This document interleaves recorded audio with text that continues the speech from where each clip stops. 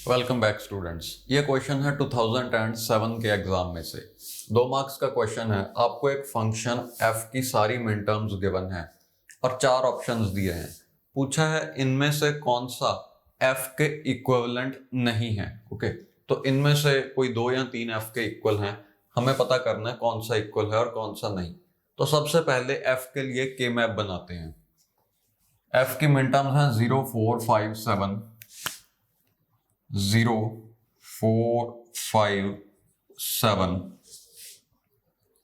8 9 13 15, 8 13 15 and 9। Okay, तो f का के मैप मैंने भर लिया है।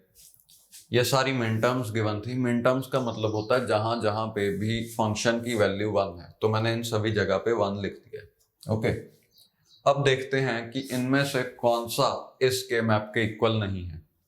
सबसे पहली चीज आप नोट करो, Q एंड R ये दोनों सेम ही हैं। देखो, Q में पहली टर्म है W y बार Z बार, सॉरी W बार y बार Z बार, यही टर्म R में भी है। सिमिलरली ये टर्म यहां पे भी है और XZ इक्वल है इन दोनों के। कैसे आया ये इक्वल? देखो चेक करो, X Y Z plus X bar sorry X Y bar Z, इनमें से अगर हम एक्स जेड कॉमन ले लें तो हमारे पास बचेगा वाई प्लस वाई बार, और आपको पता है वाई प्लस वाई बार हमेशा 1 होता है। ओके, सो एक्स जेड इंटू 1 यानी कि एक्स जेड।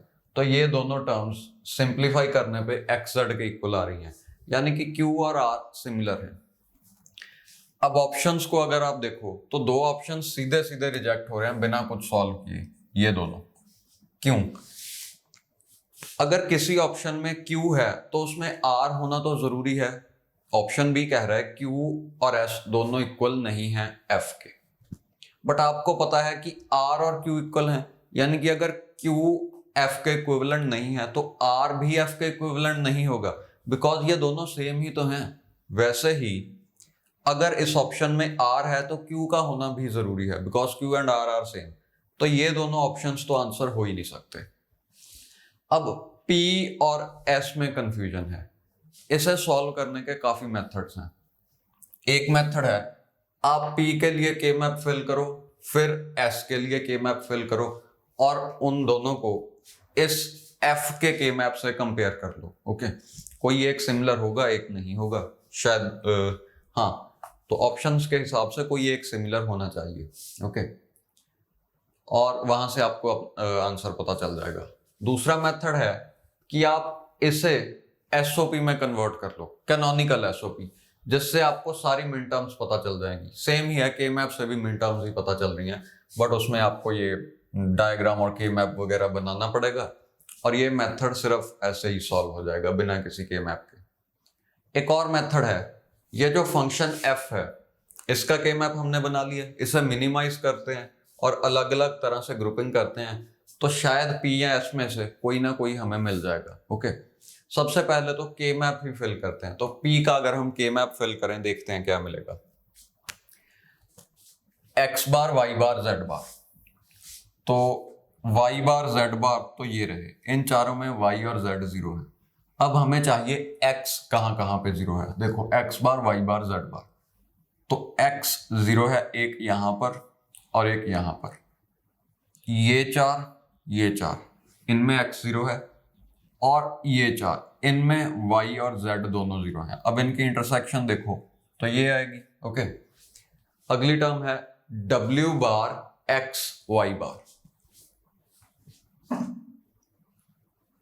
तो w बार x देखो कहां पे है, यानी कि w 0 हो x 1 हो, ये रहा w बार x, यानी कि ये वाले 4 सेल्स। अब हमें ढूंढना है y बार कहां पे है, तो y बार ये रहा।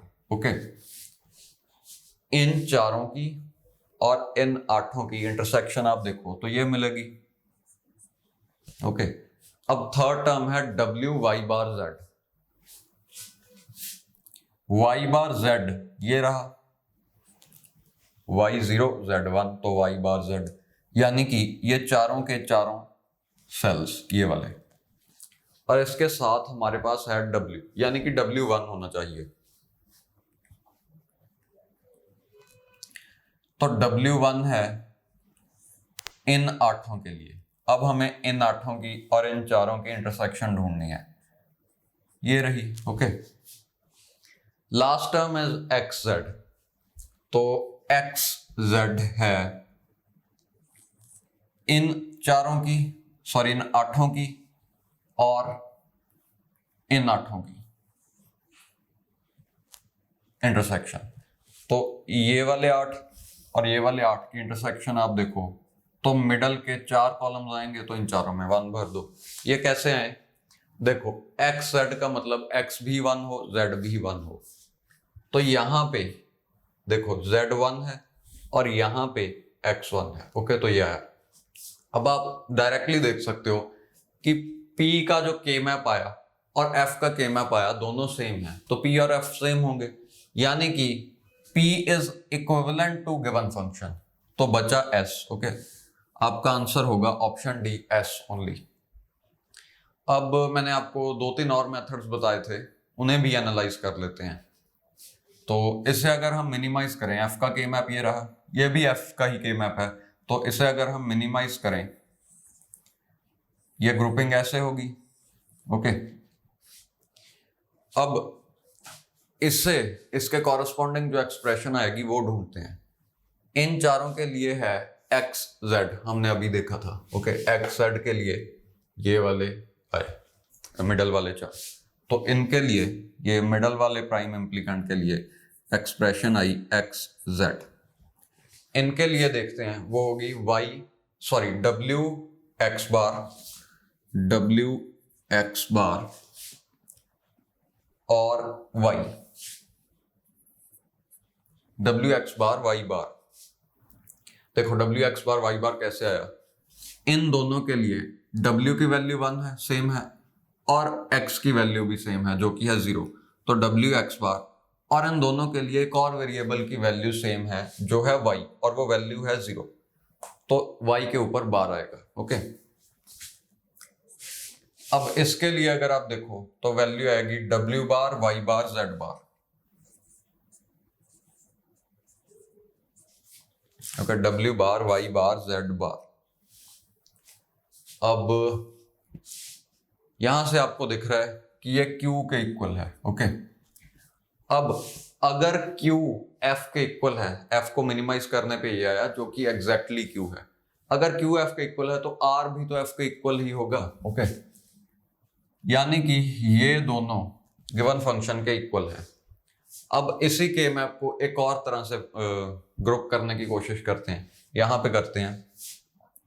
ये 4 का ग्रुप तो बनेगा ही बनेगा। ओके, क्योंकि ये जो गिवन फंक्शन है P, ऑप्शन P है जो, उसमें एक ऐसी टर्म है जिसमें 2 ही वेरिएबल्स हैं, और आपको पता है 2 वेरिएबल्स यानी कि 4 का ग्रुप होगा। ओके, तो ये बनेगा। अब यहां पे आपको 3 ऐसी टर्म्स दिख रही हैं जिनमें 3-3 वेरिएबल्स हैं। 3 वेरिएबल्स मतलब 2-2 के ग्रुप बनेंगे, यानी कि 2-2-2।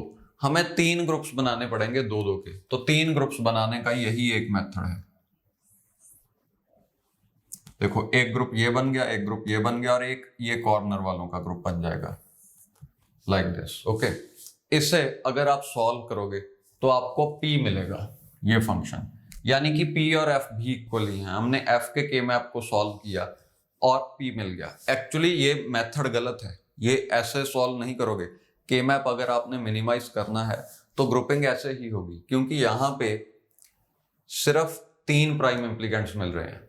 देखो, ये मिडल वाला तो दोनों में सेम है, इसे इग्नोर कर दो।